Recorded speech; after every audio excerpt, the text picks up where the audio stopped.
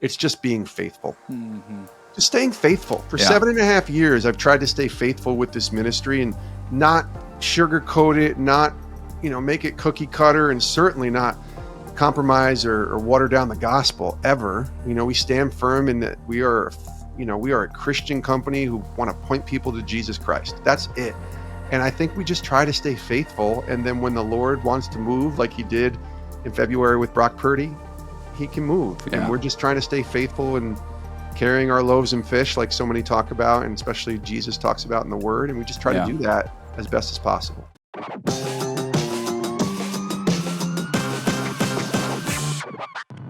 This is the Made to Advance podcast.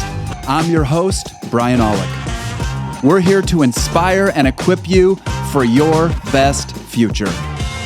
Well, welcome everybody. It is so very good to be with you. And before we start, I want to ask you a favor. If you have enjoyed Made to Advance, please rate and review us. That helps us get the word out about the podcast, and it also helps us bring on more incredible guests like the one we have today. Jason Romano is with me, and he spent 17 years at ESPN as a producer and senior manager, working on shows like SportsCenter, like Monday Night Football, like Mike and Mike in the Morning, and a whole lot more. But then in 2017, Jason left ESPN to work at a ministry called Sports Spectrum, where he is an executive producer and hosts a very popular podcast. In fact, it's one of my favorites, and it's named right after his ministry, Sports Spectrum. Look it up. Jason's written 2 books, one called Live to Forgive and the other called The Uniform of Leadership. And Jason, welcome to Made to Advance. It's so good to have you on the show. Yeah, Brian, it's so good to be here. Thanks for having me. I already feel like we're kind of close because we inadvertently scheduled a meeting on your birthday earlier this week. So, I feel like we're tied here. We've celebrated your birthday together. We did. Yeah. It was like, people asked me, what did I do on my birthday? I said, well, I worked. It was a Tuesday. What else am I going to do? My wife was at work and my kid is in college away. So, yeah, I worked. And part of that day was getting to meet you and talk to you, which was good. Yeah, really good.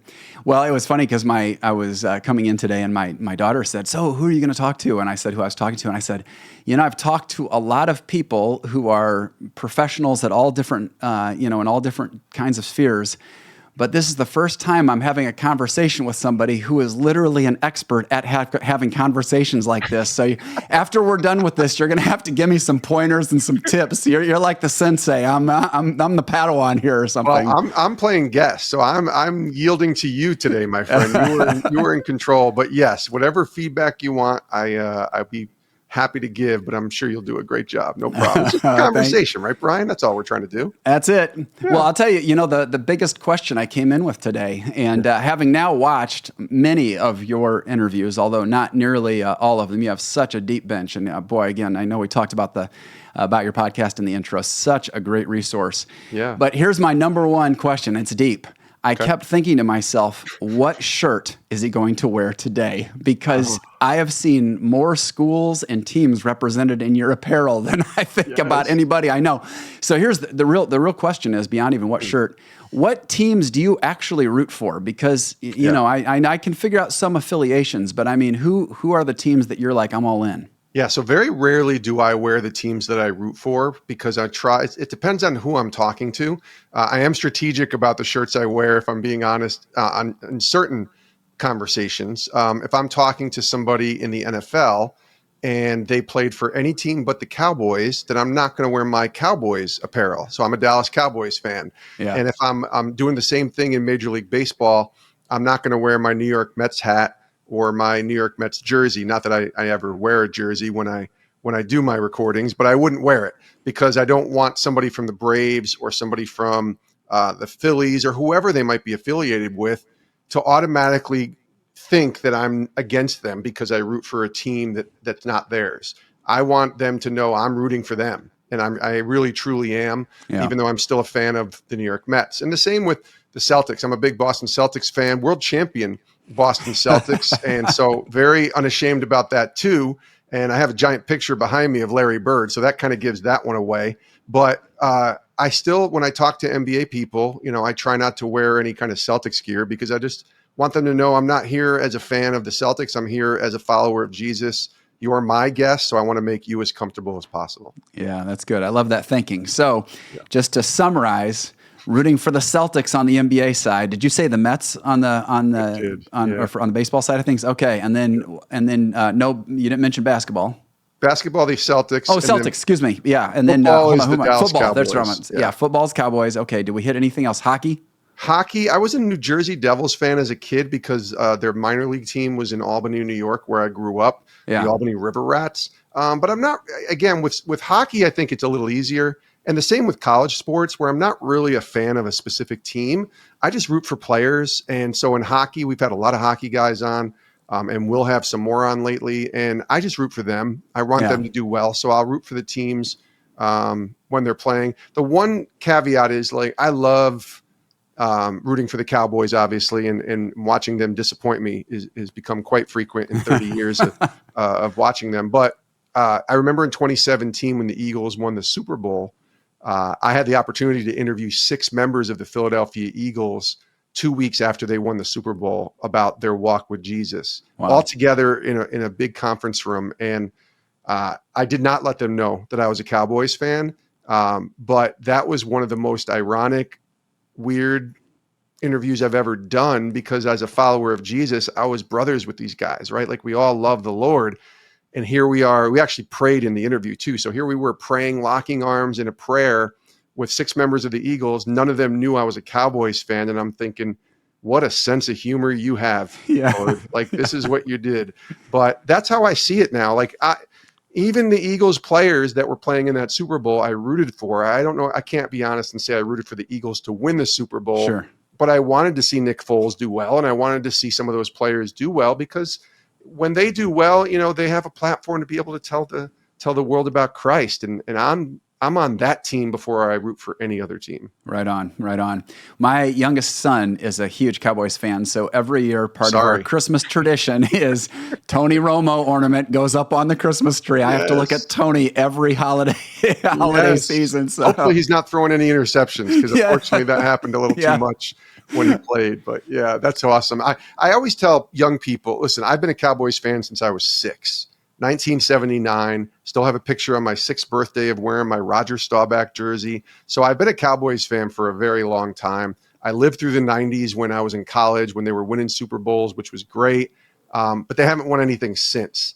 So I tell people, if you're a Cowboys fan today, you're not doing it because they win a lot. That's right. Because they haven't won anything. No Super Bowls, 0, no NFC championships in 29 years. So for your son, I'm really curious why he rooted for the Cowboys, but I think it's great. And I hope that they can, give him a championship someday. Yeah, someday. Before he dies and I die. Let's put it that way. Which he'll be much further after me, that's for sure. Yeah, he's 18, so man, he's got some years to persevere as a fan. I think his grandfather got him started on the Cowboys way back when, and it's funny how a kid has an encounter with a team. Yeah, we were from Indiana, or we are from Indiana, so we were big Hoosiers growing up. And, we're Michigan, here in Michigan, and both of our kids, when we had friends that were U of M grads, they were at their house once while my wife and I were on a road trip. They had a important U of M game, I don't remember what it was, up on a big screen TV. And that memory was so shaping that now my boys are just diehard Michigan fans. It's all from one night hanging out with friends watching a game, not from their father. Yeah. Now, mind you, if you had to pick between the Indiana Hoosiers and the Michigan Wolverines in football, you're taking the Wolverines. I think they made the right call. So, well, let's go a little bit back in your backstory. You've got a really, really interesting journey that we're going to walk through today. Okay. But let's kind of go, if we can, all the way back, just a little bit of your growing up years. What was your family like? And I know you kind of became a Christian later in life. So tell me just about the family dynamic and also the spiritual dynamic as you were a kid. Yeah, I grew up the oldest of 3 boys. My brother's Chris, middle brother Chris, who's a pastor, and younger brother Damien, who is in computers and doing great things in cyber research. Those 3 are who we grew up together with. We're all 2 years apart. So I'm 4 years older than my youngest brother, 2 years older than my middle brother. And, we were all very close. Even to this day, thankfully, praise God, we are close. We are friends, best friends in many ways. And I love those guys. But, my parents divorced when I was almost 6 years old, right before my 6th birthday. So I really don't remember a dynamic of having mom and dad in the house together growing up. My mom was, in many ways my hero growing up. I mean, she's just a rock star who raised 3 boys as a single mom, worked multiple jobs to do that as a nurse, and was constantly working, but constantly trying to take care of her kids. My dad, unfortunately, got caught up very early in alcohol and is an alcoholic and we can go into that in a little bit, but like he struggled and still to this day has some struggles with alcoholism that really started kicking in before I was born, much less after I was 4 or 5. My mom just didn't want to deal with this anymore. And for the safety of her 3 kids, she divorced my dad. And, both my mom and my dad remarried. Okay. They both then got divorced again. So it didn't quite work out the second time. And then my mom, the 3rd time, got remarried to my stepdad, Ron, who's wonderful. And they've been married for 29 years, I think now. So, that was the dynamic. And, I would say this, though, my mom and my grandparents, George and Mary Romano, those 3 people allowed us to have what I would call a pretty normal childhood. I mean, we knew that my dad was lurking and he was around, but he wasn't present in our lives, there's a difference there. Sure. But my grandparents, when my mom was working her 3 jobs, were always there and took us to our games, took us to the movies as kids. I remember going to see Empire Strikes Back and Return of the Jedi like multiple times as a kid because my grandparents just said, okay, we'll take you to the movies and we'll take you to Pizza Hut after, we'll take you to Long John Silver or McDonald's or wherever we went to get food. Like they were the ones that allowed us to have these really cool experiences and, bought us tons of things. Like they spoiled us rotten. So that was a really cool, I think, dynamic in this is that even though we did grow up with a dad who wasn't around that much or wasn't able to be present in our lives, we still had a fairly normal childhood. Sports was very big in our household, as you might imagine. That does stem from my dad and the times that I spent with him. Most weekends or whatever it looked like as far as custody, we would spend time with my dad, and it usually revolved around watching sports or playing sports, little league, things like that. So, and my grandfather, his father, was a big and, a huge sports fan in many ways. So that kind of was where my love for sports, and both my brothers love sports too. So that's where that all started. So there is some good in the sense of what happened with my dad, because he passed on his love of sports to me. It wasn't until we got older in high school where we started to see the sort of effect that not having my dad in our lives or the alcohol that he drank and the disease that he battled, we started to see the effects of that into our lives as we started getting older. And then that just continued all throughout, my adult life. Now, did your mom or your grandparents, did they have a big spiritual inclination growing up? Was faith part of the story for your family or not so much?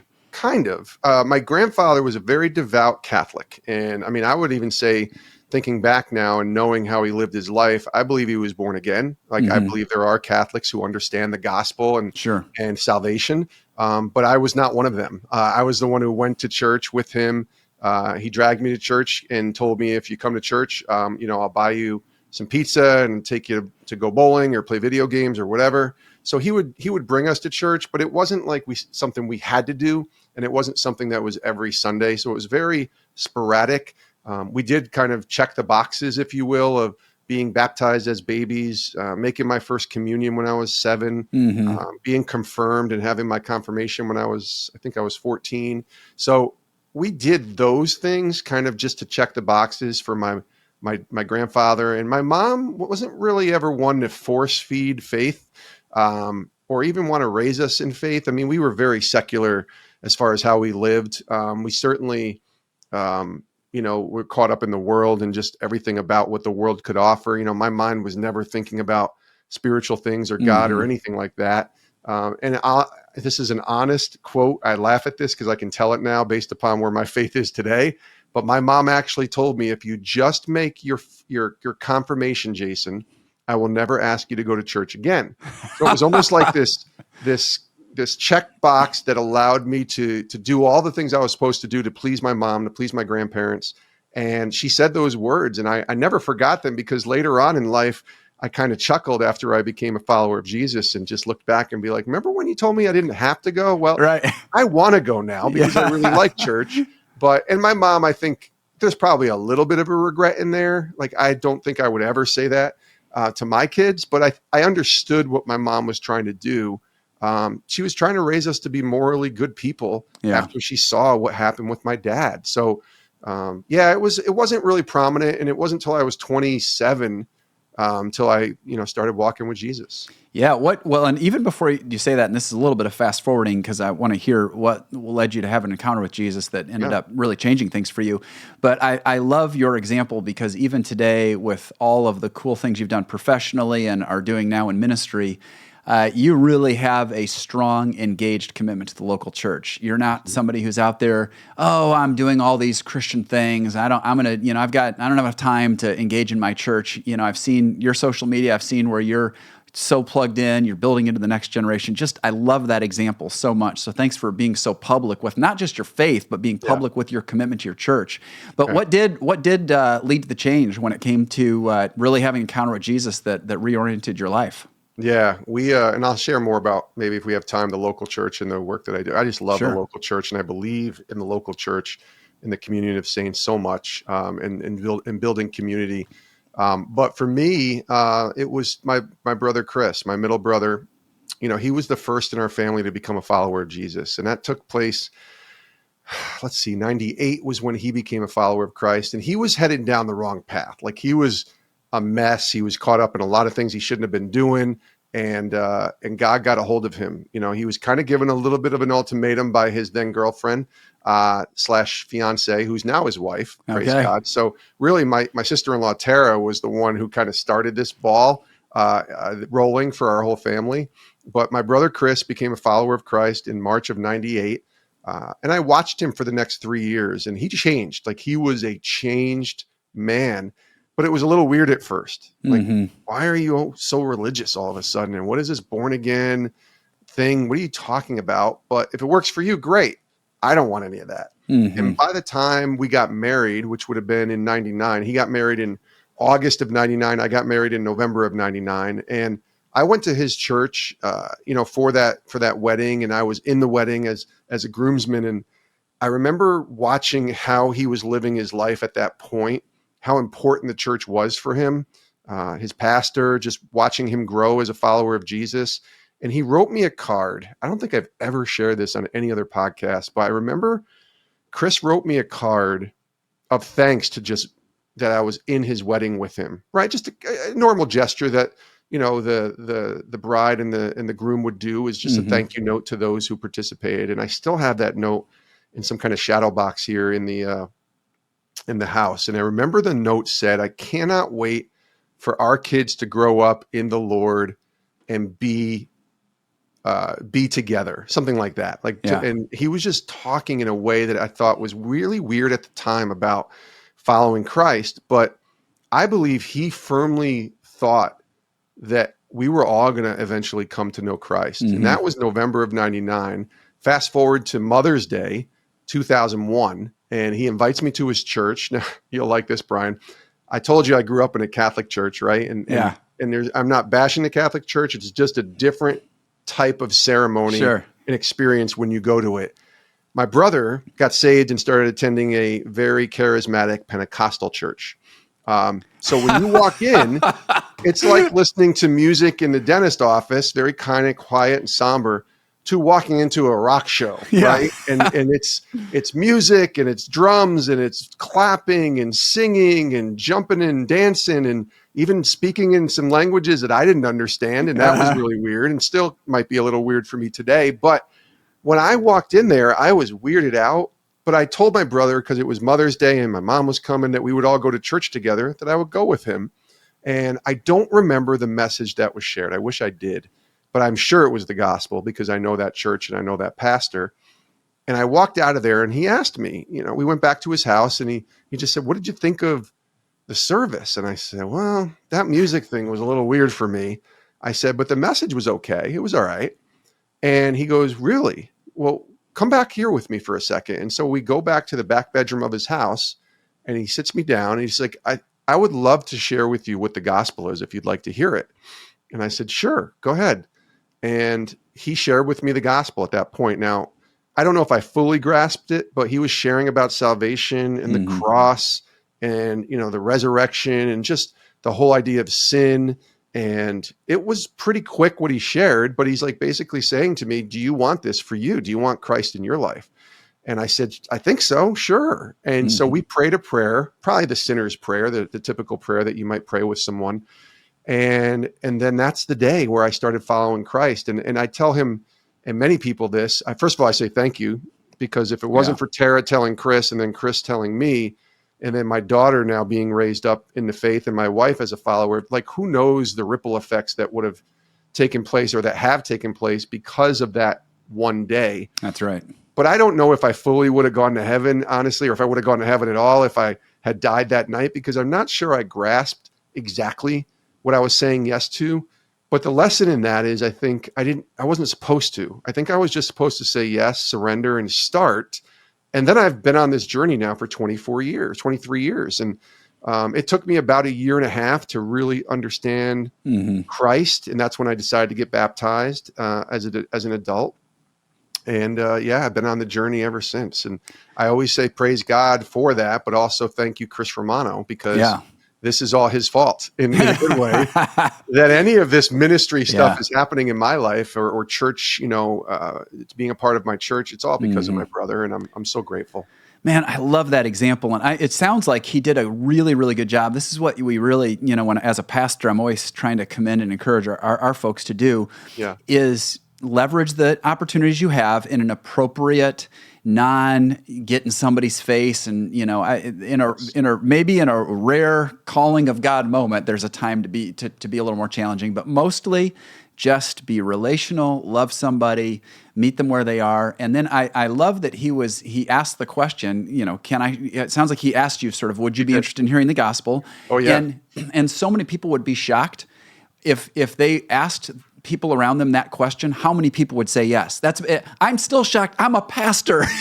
And I'll say, would you like to understand the gospel? Yeah, that would be helpful, What was really interesting too is my brother, at the time I was 27. He's born in 76, so 25. He had just turned 25.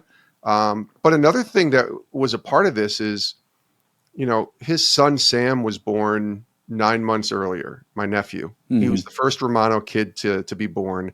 And I watched how he acted as a dad and as a husband, and, how important it was even for, 6-month-old Samuel Romano to hear about Jesus and the way that he was praying with him. And these are just attractive things to me that I think when he was asking me if I wanted to hear the gospel, I think the Lord had been preparing me to at least hear what he had to say, because I watched how he lived his life. And, there is a bit of boldness in this, though, and being unashamed and saying, listen, I'm going to share something with you.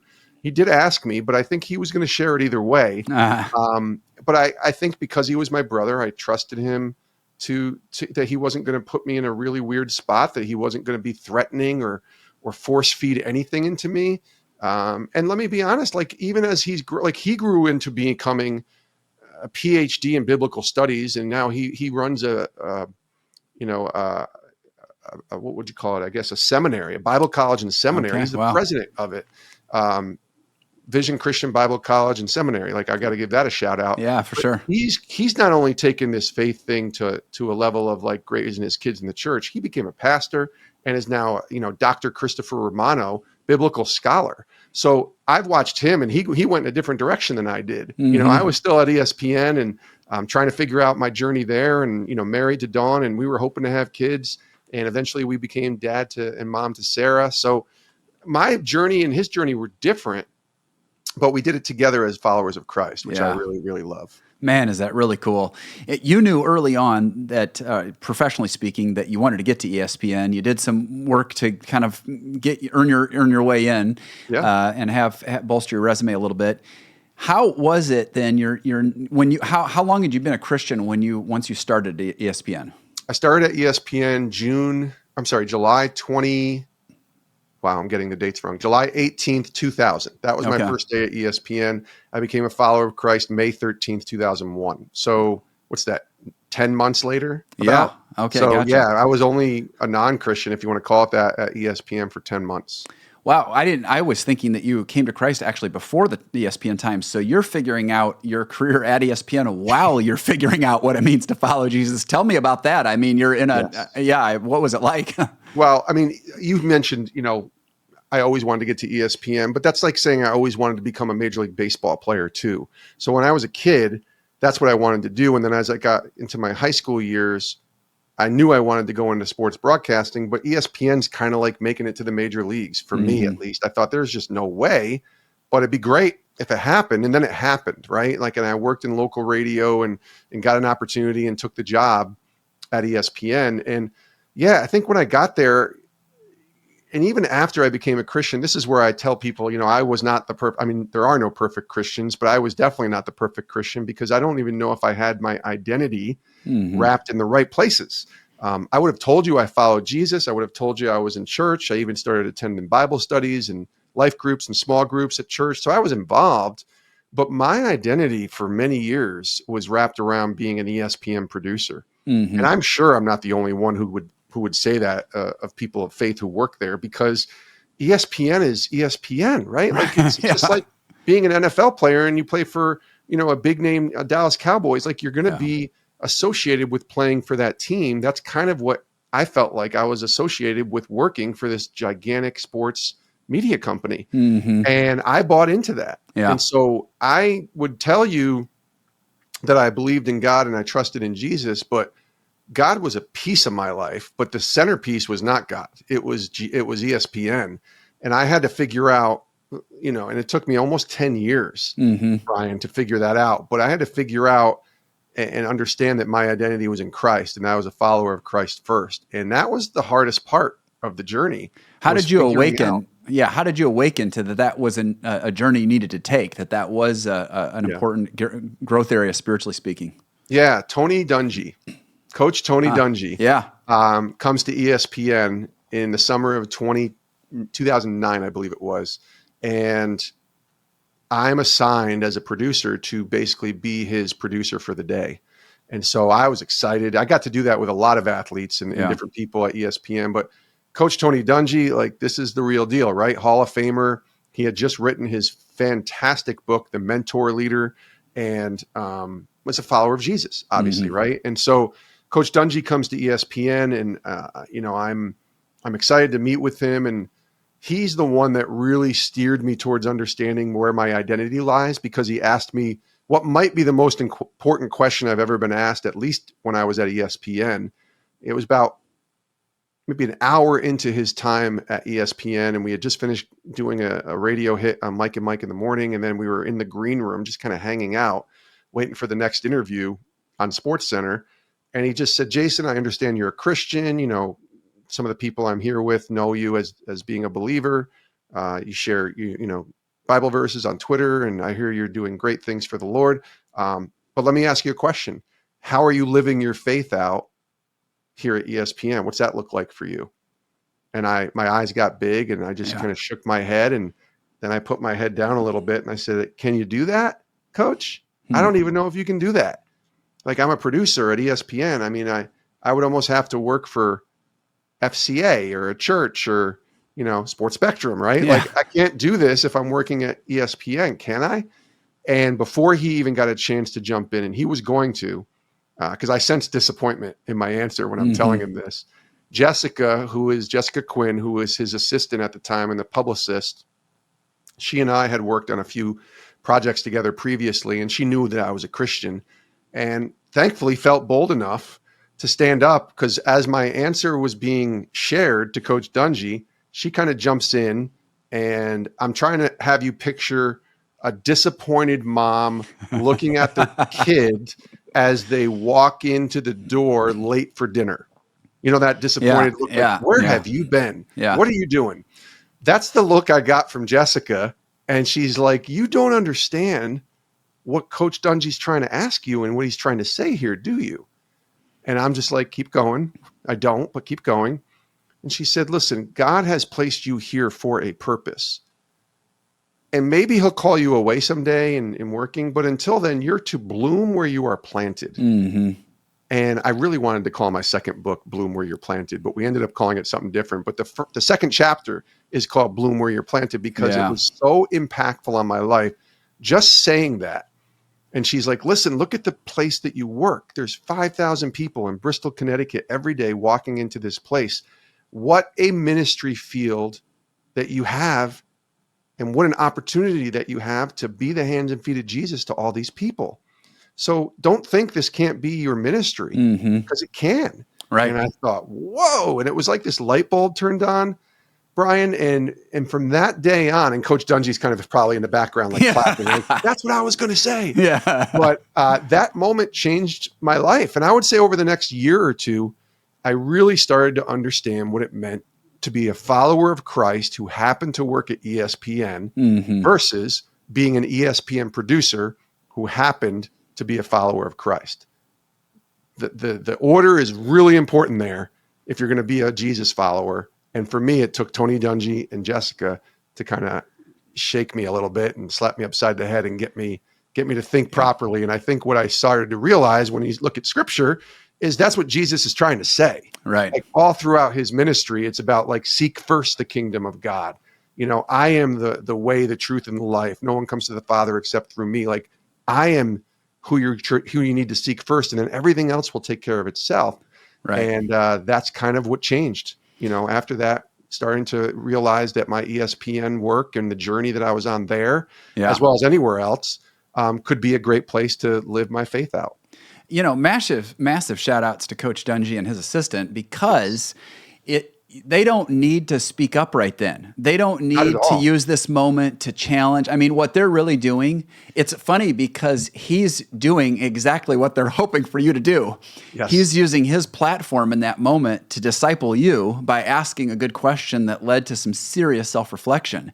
Totally. And who knew that little glimpse of a conversation would be so shaping, so impactful over the long haul. Yeah. So I love that they just operated in faith. They say, hey, this is an opportunity for us to live out our faith and be, with everything he's got going on professionally, again, first a Christian. I love that. And he didn't have to do that. Like, right. I was just the producer walking him around. I'm just a dude, right? Like, I'm not anybody famous. I'm still not anybody famous. Like, I don't see myself that way. I was just a guy trying to do my job that day. And quite frankly, kind of excited and fanboying a little bit over the fact that I'm hanging out with Tony Dungy. Right. And then he turns the tables and starts showing interest in me and my journey and what it looks like for me to be a believer at ESPN. And I'm truly thankful. I really am, because we talk about my brother introducing me to Christ. I always speak very highly about Coach Dungy because he didn't just, show interest in kind of learning about me. He took a dude who he'd never met and suddenly, in many ways, showed me how to really follow Jesus as a man of faith in the workplace. I am curious, how did it change then how you did your job? Or, so you have this sort of awakening of, hey, I'm here first as a Christ follower, second as a member of the ESPN team. But how did it shape you ongoingly then relative to your work and how you interacted with your team and such? Yeah, I think, number one, what I've realized was I was hired to be an ESPN producer. And so that was my job. And so I was called to do that job as best as I could. And I failed on some days, and I hope I succeeded on others enough to be there long enough as long as I was there. But I realized that's honoring God by doing your work with excellence. So I tried to do that, because I think if I was a poor worker, if I wasn't really focused on my job well, like nobody's going to have to listen to anything I have to say anyways. Right. So if I want to earn the trust of people and actually maybe have a conversation with them about Jesus, they ain't going to listen to me if I'm the worst worker in the bunch. Right. And so I needed to be excellent at my job, hopefully. And I tried to do that. But then it was just looking for opportunities to serve, to put others first. I would say leading up to that time, I really put myself first in my job. I wasn't sitting there looking for opportunities to serve others. I wasn't looking at the work that I was doing and how it might make others look as well. I was really just focused on me.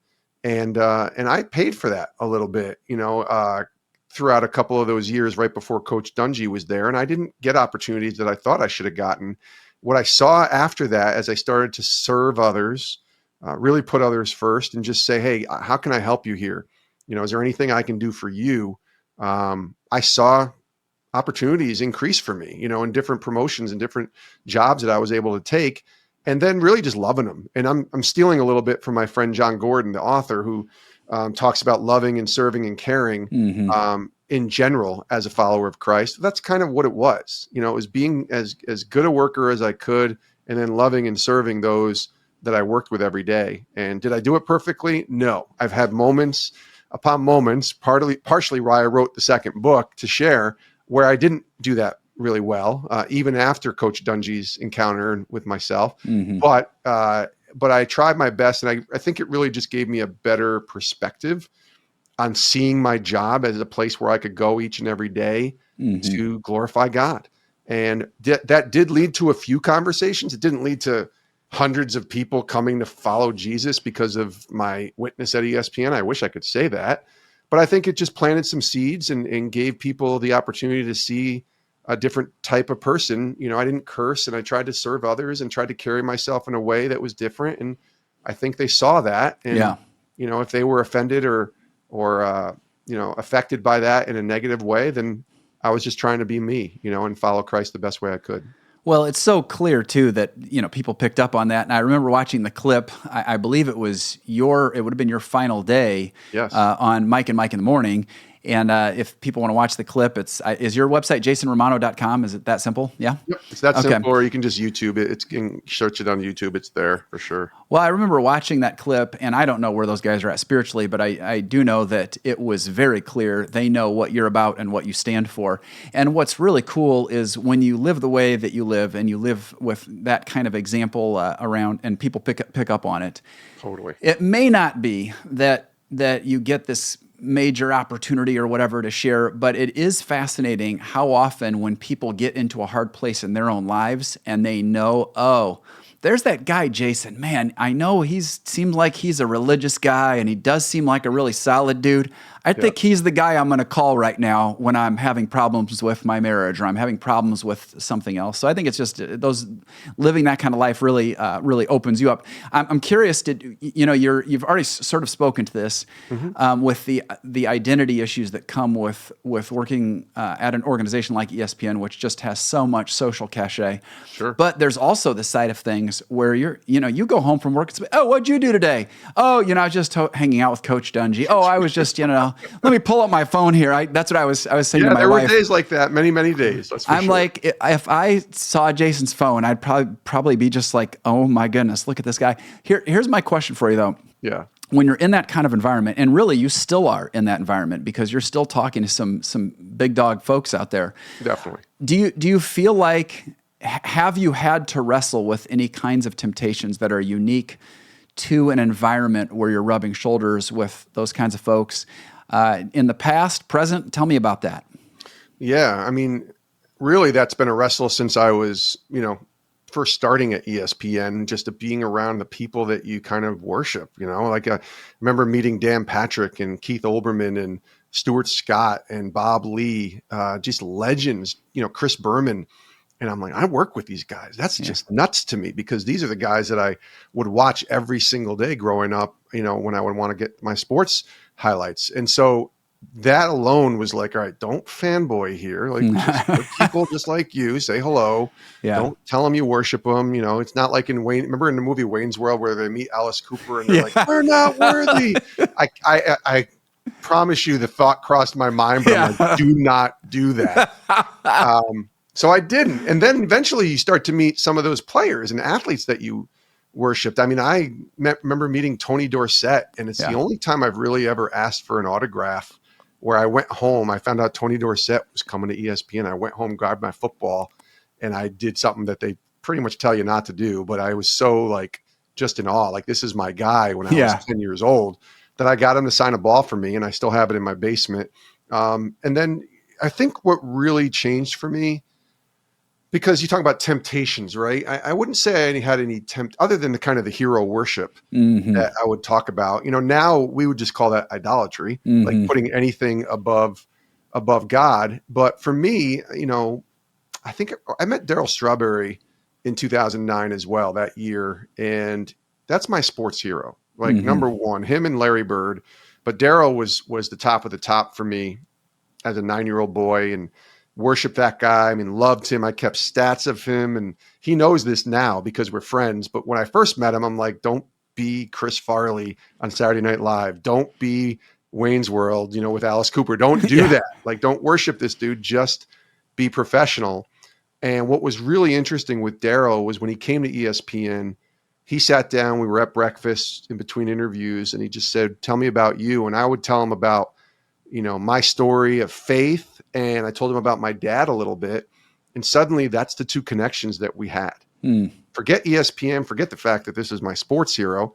This is a guy who had a dad who was an alcoholic, broken relationship with him, who also struggled with alcohol and drugs, Daryl, and then who also became a follower of Jesus and loves the Lord. And like, we had that in common, and that's what made him want to stay in touch with me, which is so weird to say. But after we left that day, he asked me for my phone number. He would constantly text. He would call, hey, how's your dad doing? I know he's struggling. How's he doing? Daryl would do that. And everything about hero worship, I think, in some ways went away as a guy who, like, I still kind of pinch myself and say, that's Daryl Strawberry right there. But he's my friend. And so, and I would venture to say not many people in life ever get to meet their hero and become friends with them. Yeah. That happened to me. And I'm friends with Daryl, not because I'm a Mets fan from the 1980s or that he played baseball with the Mets. I'm a friend of his because we're both followers of Jesus who have walked this forgiveness story, this journey of alcohol. And I was a child of an alcoholic. He was the alcoholic and had a dad who was an alcoholic. And that's what drew us together. And so the temptations, I would say, are to not fall back into being a kid who's a fan. Sometimes you just can't help it, but he's your friend. And, I've met many athletes and interviewed many people, like you said. And I really just try to connect with them on the front of being followers of Christ. And that usually takes away all the other stuff. Like, I'm not trying to get anything from them. I'm not asking them for autographs or pictures or tickets. If they offer, I'll file that in the back of my head and say, hey, if there's ever an opportunity, but I will never kind of try to take things from them or use them because of who they are. And I'm now very protective of the athletes that I interview. And I'm very mindful because, as you can imagine, a lot of people will come up to me, hey, can you connect me with this person? Can you reach out? Do you have this person's number? I would like to get them on my show. Can you do that? And I understand and respect, especially when it's, gospel-centered kind of conversations. Yeah, sure. But I'm very protective of my relationships with those guys because I don't want them to think I'm just here to, ask them to do stuff. Like, I just want to be there to serve them. That's what ministry is, right? Serving. And so I just want to be there for them. And so far it's been good. So it's been a good walk. It's really cool how when you really take the gospel to your core, and I think that's probably a lifelong journey. In fact, I'm thinking right now of how Martin Luther used to say, "I have to take the gospel and keep beating people over their heads with it year after year in their ministry," because we drift back to idolatry, we drift back to coming up with substitutes. But I think the more the gospel takes root, at least for me, when I'm around people of influence, people that have really had success in a certain area, I just go, you know what? You reflect the same image of God that I do. Yeah. You are afflicted by the same sin nature that I am. And you and I stand on the same level ground before the cross, needing the blood of Jesus for our salvation. And that all sounds maybe a little cliche in a church context, but there's something about that levels the playing field in my heart, where it's just like, we are two people who desperately need Jesus, and totally. After that, then you can connect in a way that's. And I love what you said too. It's so freeing when you move from a posture of either hero worship or trying to get this person do something for me, or when you move to a place of service, it's a real freedom when it's no longer about your agenda. It's how can I be a blessing to you. So it's really cool to hear you walk that journey. Yeah, it's really great. Yeah, go ahead. I'm sorry. Well, I was going to shift gears, so you go ahead. What were you going to say? And then I'll just say real quick, I think the thing I've learned from that is, we put these people on a pedestal, and we do this with all sorts of people, not just athletes. Sure. Athletes just happen to be who maybe you and I root for, right? And I've put them on pedestals too, if I'm being honest. But we do it with musicians. I mean, I love the Beatles. They're my favorite band non-Christian band, if you want to call it that. And I've read so much about how they've had to walk through the hero worship that's taken place. I mean, for the 5, 6, 7 years that they were really a band, a functioning band, they were getting screamed and yelled, and they would play concerts and people just screaming. They couldn't even hear themselves play because they were screaming, because they worship these people. And we do it with musicians and actors and actresses and just famous people, even politicians, right? Like, you just see that out there. There's this hero worship for these people. And if you could ever really get to meet these people and spend time with them, especially as followers of Jesus, for the most part, I think that they do a great job on like taking that away. And like you just said, realizing they are followers of Jesus, broken, struggling, and in need of saving, just like you and I. They just have a different level to that because of the world and how the world portrays people that are famous or that are on these pedestals. And I see that differently now. I'm very mindful of what I post on social media about sports now. I didn't used to be, but now I really am, because I know that if I'm posting something about even my teams, that there might be a follower of Jesus on that team. It's like, dude, do you really think we were trying to lose today? We were trying to win. And I got to remember, oh yeah, that guy's a follower of Jesus who's trying to feed his family and just trying to create a career for himself. And like, let's see them that way. And I've been on that other end as a crazy sports fan to know it's very hard not to do that. But I just wish we could see, and even pastors, I mean, I'll just say it. We have to be careful not to hero worship and to just see people as people. Yeah. And if they happen to, be in a different sphere of influence or have a stage or a microphone or a baseball bat or a football to throw, that's just where God has placed them. But they're still people, and they're in need of Christ just like you and I. And I think for those of us who are in leadership or have more influential roles, anytime we can choose a posture of humility and be willing to lead out of weakness, I think that really helps kind of break some of that idol worship. Because I know every time I share an illustration out of my own background where I fail, where I didn't get it right, it's just a good reminder to people, hey, that's just a normal guy. Like, he might be in front of all of us and have screens and all these different things, but that's just a dude trying to figure out how to follow Jesus, just like I am in my house. And that's what I want them. I mean, that's what I am. You want to be like, trust me, there's no difference here. I just happen to have the microphone. But you made in 2017, you make a massive career move. Some would say an insane career move. You're living the dream at ESPN. What are you doing, Jason? You walk away.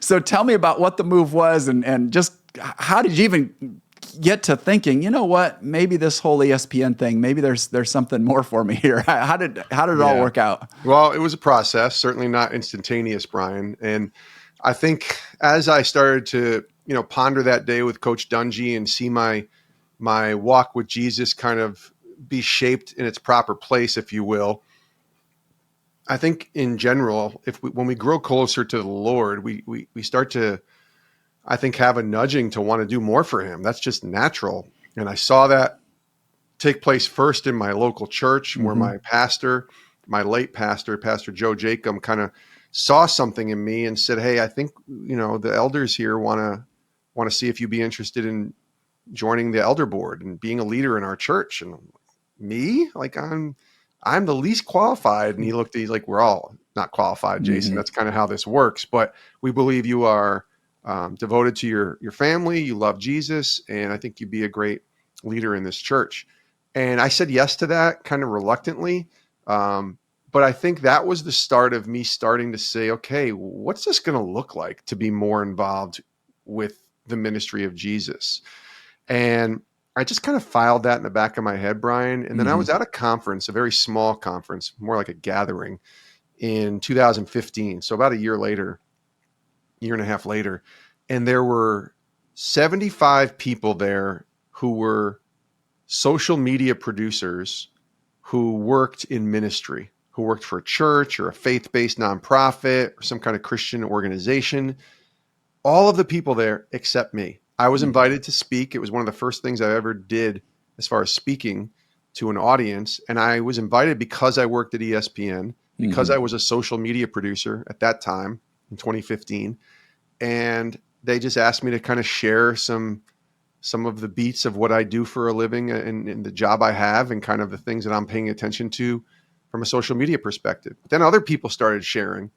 And I really had this thought like, wow, there are people out there doing the same exact job I'm doing, but they're doing it for a greater purpose, at least from my perspective, because they're working for large churches or faith-based nonprofits or Christian organizations that were pretty big, many that you would know. And I don't know, at that point is when I started thinking, I wonder what that would be like. And then not far after that, I connected with a guy named Steve Stenstrom, who is now my boss at Sports Spectrum. And Steve is a former NFL quarterback. He played for Bill Walsh at Stanford. Like, he was decorated. He's a smart dude. You know, if you go to Stanford, you're pretty smart. And he was also leading a ministry called Pro Athletes Outreach, which you and I talked about in the meeting the other day. Like, PAO, I think the work that they do is incredible, ministering to professional athletes and helping them grow in their faith in Jesus. So I'm meeting Steve and he's telling me about this. And I'm like, oh my gosh, this exists. This would be amazing, because I love sports. And we just didn't have a role at that time for me. But about a year later, after I was working back on Mike and Mike, he called me and he's like, hey, we just acquired this sports media ministry called Sports Spectrum. Have you heard of it? I said, I have.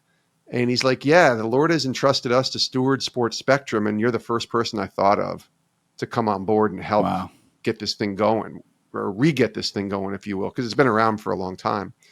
And I said, let me pray about this, because this wasn't just a one phone call deal. You know what I mean? This was conversations over 2-3 months, and lots of prayer, lots of conversations with my wife. And here's the kicker, Brian. They were offering, the best they could do was offer a 1-year contract position. So I was an independent contractor. It wasn't even a full-time job. It was 40% less than what I was making at ESPN. There were no benefits, none of that. It was all gone. But I still felt in my spirit, like, I was 42 at the time, I think. If I'm ever going to make a move, 43 is what I was. If I'm ever going to make a move, now's the time. It's kind of halftime of life. I just read this book called Halftime, which was fantastic. Yeah, great book. Going from success to significance. And I'm like, this is the time. Because if I wait till I turn 50, which is where I am now, I probably wouldn't leave ESPN, because it was just comfortable and easy. And maybe I would have gotten let go, because there was a lot of people that lost their jobs after I left for various reasons, cutbacks and layoffs and all that. But I just felt like it was the right time. And I've never really fully taken a leap of faith like I was doing here. And I told my wife this. I said, listen, if this is not from God, then it'll probably mess up, because it'll just be for me, and I'll probably end up back at ESPN. But I believe this is the Lord steering me towards this, and he'll make a way if he wants us to be here.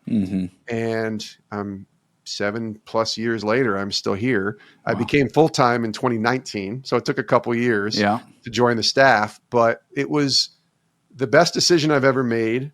It was the scariest decision I've ever made. And it's the most fulfilling job I've ever had in my life. I love my time at ESPN. I do. So much fun. I even love the time I worked in local radio before ESPN. So much fun. But the work now that I get to do, where I get to do something that not many people get to do, and talk to some of the biggest names in the world and ask them about Jesus. Come on. Like, what is that? And I know pretty great. There's not that many people that get to do what I get to do. And I'm thankful for that every day. But God has opened up a door and kind of just blown my mind, because also, and we can get into this if you want, but the idea of writing those 2 books that you mentioned at the top, that all happened after ESPN for the most part. So I wasn't looking to leave ESPN, go to Sports Spectrum, become an author, start speaking at all these, that's not what the plan was. It was literally just a little leap of faith to trust God and to follow the footsteps of coming into this world of Sports Spectrum. And then God just blew the doors open with all of these other things. And it's kind of mind boggling when I think about it. Yeah. That's a great principle, though. And I mean, you said a little step of faith. I think you used the word little a second ago. And let's just It was big. I get it. Yeah, but for me, it was like just saying yes or no. That's basically what it was, right? If you were 22, I'd be like, yeah, it's just a little risk to go to this one-year contract job that has no benefits. Totally. But you're married. You've got your daughter by then too. She was in 7th grade, and we were starting to think about colleges and high school and all that stuff. And so that was on the table for sure. So I get where you're like, yeah, this is the best time from a mid-career standpoint. Also, arguably, it's the worst time from the world standpoint this is a good time to just kind of reset everything and take a massive reduction in salary and not have health benefits and the whole bit.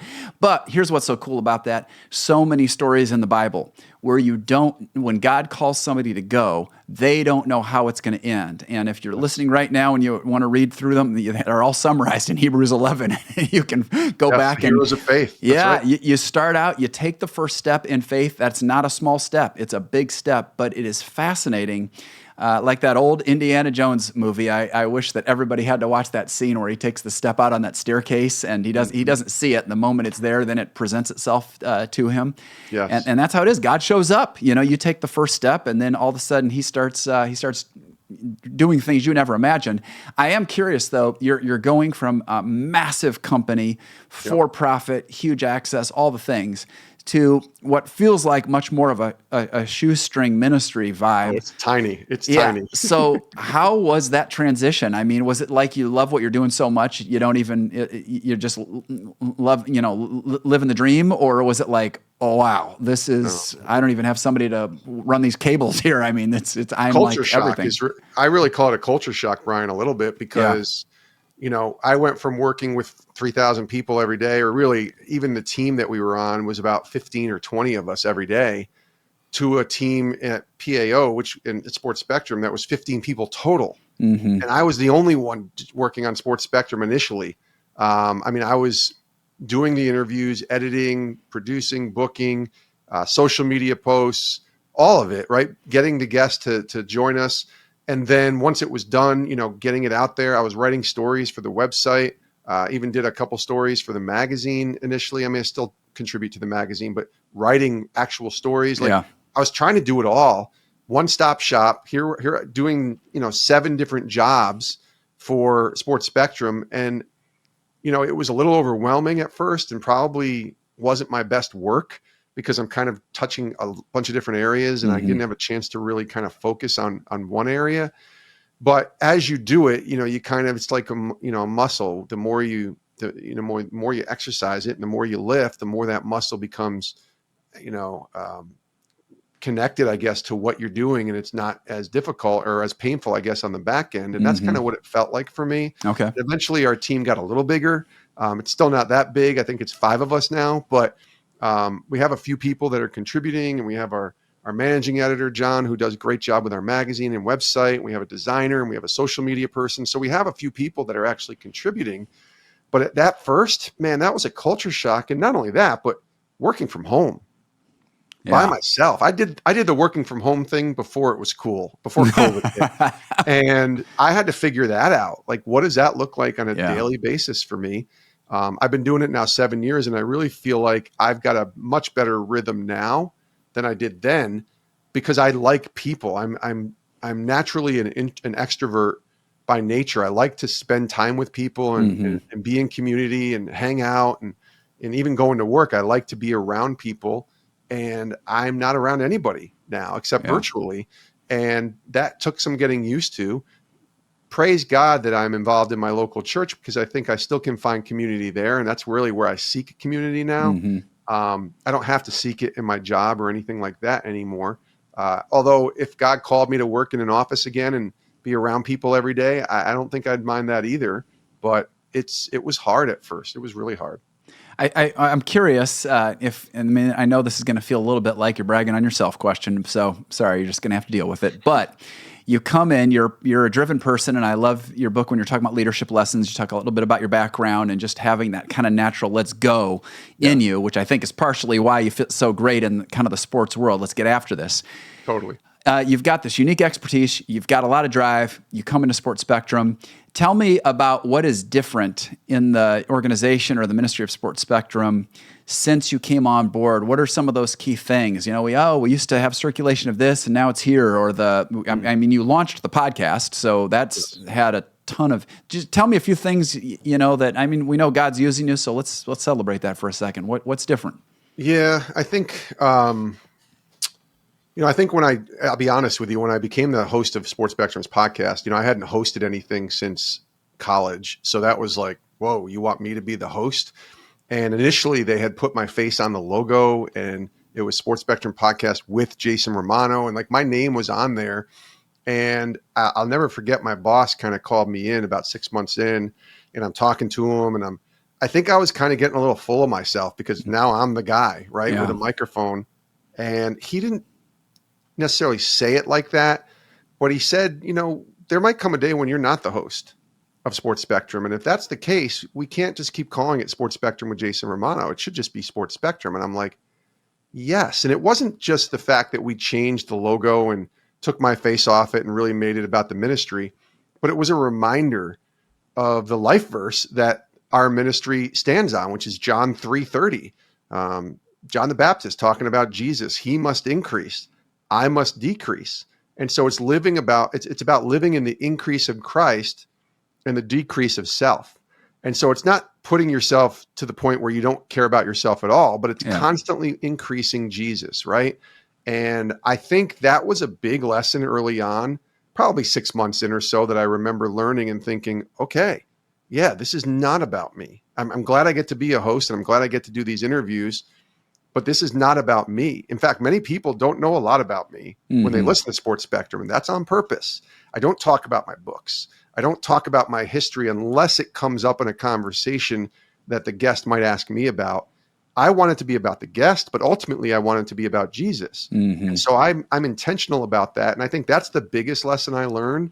And sometimes that takes a little bit of a lot of humility and humbling yourself and reminding it's not about you, because it's very easy to think the world revolves around you when you have a microphone in front of you.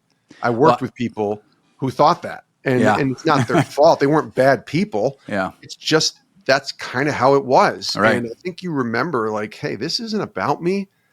I'm here with this opportunity to point people to Christ in the world of sports. That's it. So let me do that. Let me focus on that.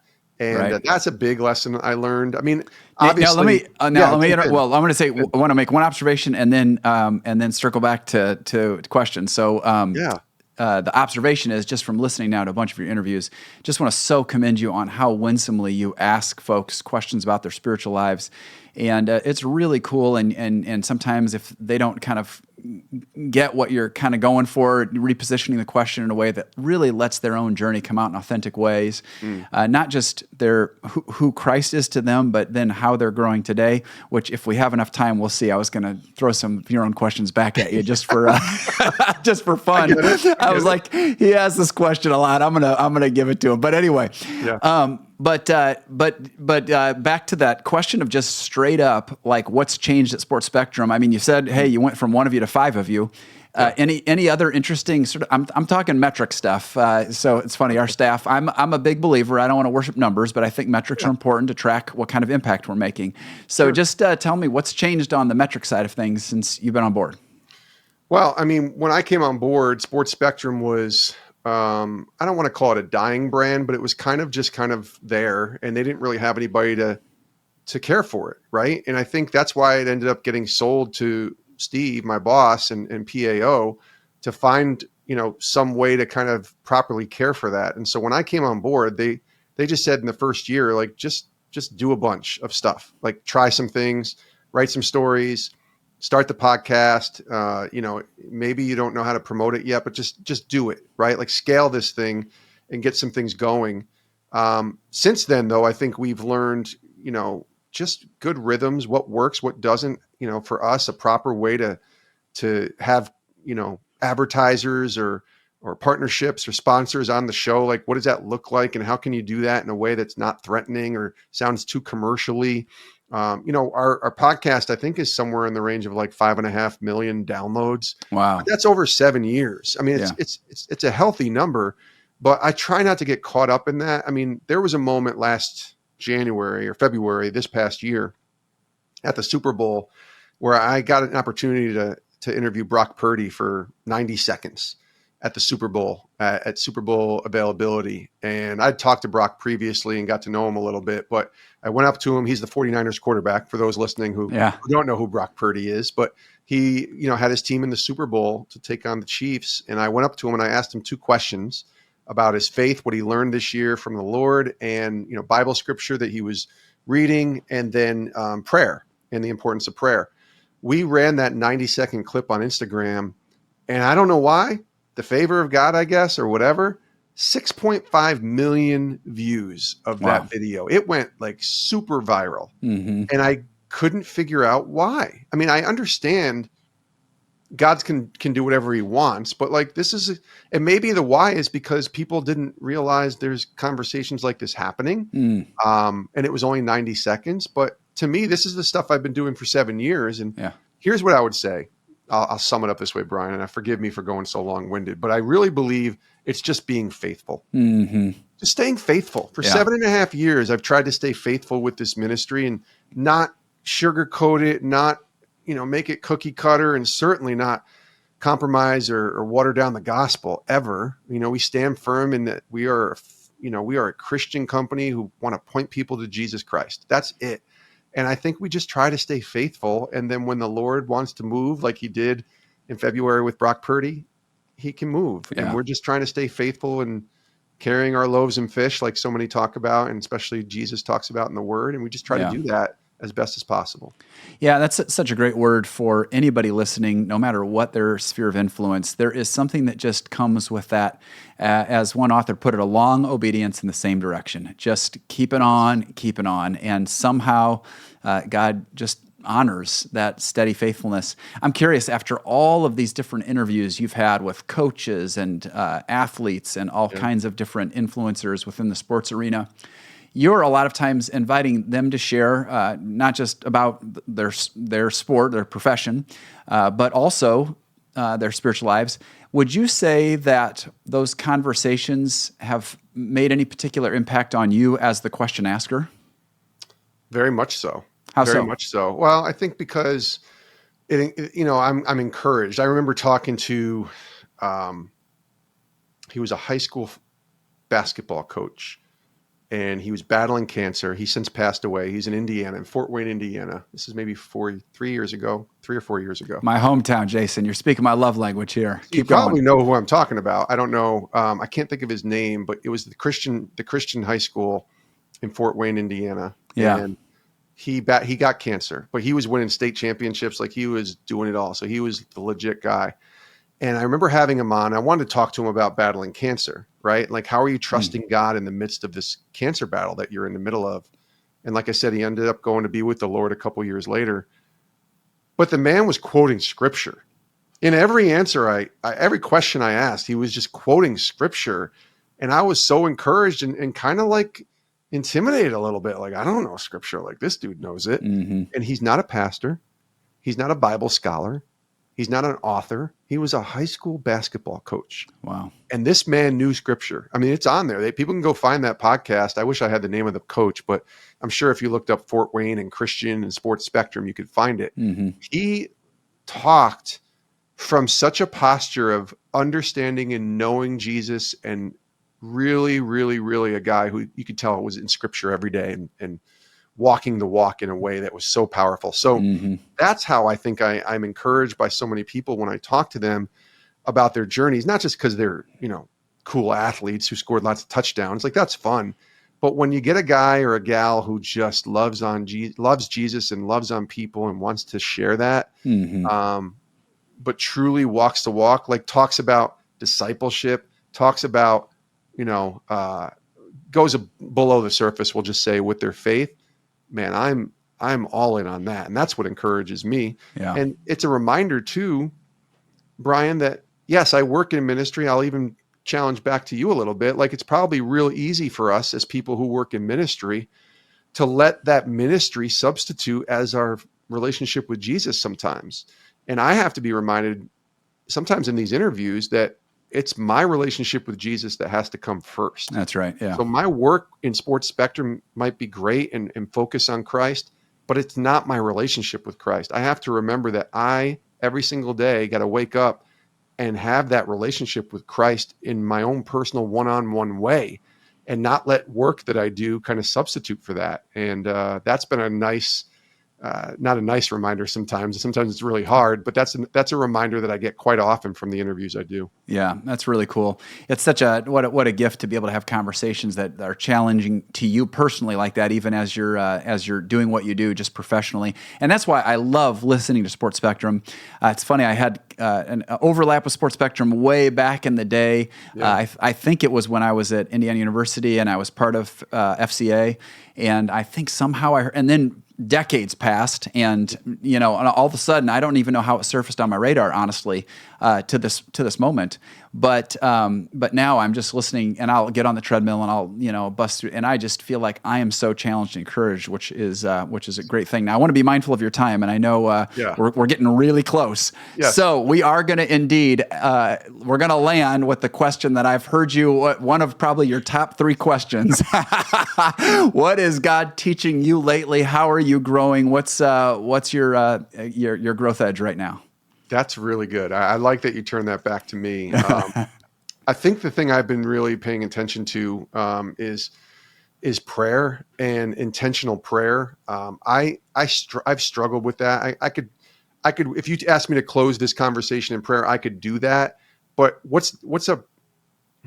I want to be mindful of the prayers that I'm praying to God every day and make sure that that's consistent. My time in prayer has not been consistent for many years. It's maybe before dinner, I might say a prayer before the meal, or if we're at church, obviously you pray, but I want to make sure on my own time I'm doing that. And so what I've been doing the last, 6 months is I usually get up early in the morning anyways. And I tried the whole come into my room, shut the door, get on my knees and just pray for, as long as I can. Yeah. And I end up, it's hard. I'm not saying I fall asleep every time, but it's really hard for me to focus. So what I do is I go down to my basement and I start pacing, but in the pacing, I'm praying. And so I'll put on some like kind of instrumental worship music on the TV, on YouTube, and I'll just pray. And I learned this acronym for prayer. It's the word ACTS, nothing to do with the book of Acts. Yeah. But it's ACTS, and A is this admiration for God. C is this confession of my sins. T is thanksgiving, gratitude, and S is supplication, or what I'm asking him to, provide that day, or to heal, or to help with that day. And it's just been a really good rhythm for me in my prayer time with God. And he's teaching me to keep pressing in on that. Like, keep talking to me, bring your requests to me, make your request known. I try to follow it's really following the principle of how Jesus taught us to pray with the Lord's Prayer. And it's been helpful to me a lot. I still struggle, and that's kind of what makes prayer so helpful, is when I struggle or have something that I fall back in, or I look at something inappropriate, or something comes up, there's that beautiful word called grace. And I can come to the throne of grace every morning in that confession part of the acronym I just told you about, and just receive that from God. And I don't know, man, that prayer has helped me so much in the morning, and I get to get a few steps in too. So it's keeping me active and not just, I believe in the idea of falling to your knees and praying. But for me, I just need to be walking around pacing, which helps me kind of focus a little bit. I'll tell you what, I've had the same. Sometimes I'm sitting when I'm praying, but I'll tell you what. Sometimes I'll be walking around. Sometimes I'll just stand up and I'll have like my iPad on the top of my dresser, and that way I can, if I'm reading or doing some journaling or whatever, I'm standing up. And then another thing that's been super helpful for me that I can't always do, because part of what I want to do is pray and do my time with God in a way that my kids can see. And so so this next part doesn't work when I'm like in the middle of the living room and they're getting ready for school. But I'll periodically just pray out, go up to my room and just pray out loud. And between walking and praying out loud, there is something that's been really transformative for me about that versus just kind of the silent prayer and that's what I do. I'm outwardly praying. I go to the basement because I don't want to wake up my wife. Right. I don't want to wake up my daughter when she's here in the summertime, and so I go down to the basement. So we're upstairs, and then there's the middle floor, and then there's the basement. I go down to the basement, and just they can't hear me, and I'll just openly, out loudly pray. There it is. And it's been phenomenal. It really has. And I think God wants us to do that. Like, he wants us to bring our request. There's no request that we can't bring to him, or no concern, or no thought that he doesn't already know about. But I think when we speak it out loud, I think it does us some good too, to be able to say it, as opposed to just having it be a silent prayer, which, hey, silent prayers are prayers as well. But for me to be able to kind of outwardly say it, and like you said, be moving, be active in doing that, it's really, really been helpful to me. Yeah, there's something about sometimes there's a dichotomy people think of their spirit versus their body, and somehow interacting with all of those at once, I feel like, is really a great thing. It's been so good having you on today, Jason, and I have a feeling someday in the future we'll have to do a part 2, because there are some really important aspects of your story, some of which you've written about, particularly with your relationship with your father and a journey of forgiveness that I think would be super powerful to explore sometime. So we're going to have to someday, and we've got some other collab things we're talking about that we're not going to mention right now that we're, I can tell you at least one of us is really looking forward to, and that would be me. So I've already been telling our staff about those coming, but I'm gonna wait, keep those in my back pocket to share at another time. But hey, I just want to encourage you. Your leadership and your ministry has meant a lot to me, and I know it has meant a lot to many, many thousands of folks who listen. And of course, you've got one of those ministries that a very, very, very little bit about the impact you're making. And I think it's probably, sometimes I think that for myself too, it's probably a good thing because, you just like, hey, I'm going to be faithful and know the Lord's using it. But keep up the great work, and can't wait for our next conversation. I'll be praying for your time as a few months down the road when you get to go to the Super Bowl again and have some opportunities there. But thanks for being on today. I appreciate it. Yeah, thank you, Brian, for having me. And part 2 can definitely happen. Let's just figure out a time and record it for sure. I appreciate you having me, though. Anytime you want me back, here I am, bro. Great. Thank you. Well, I hope you enjoyed my conversation today with Jason. I sure did, and I really appreciated his example of stepping out in faith.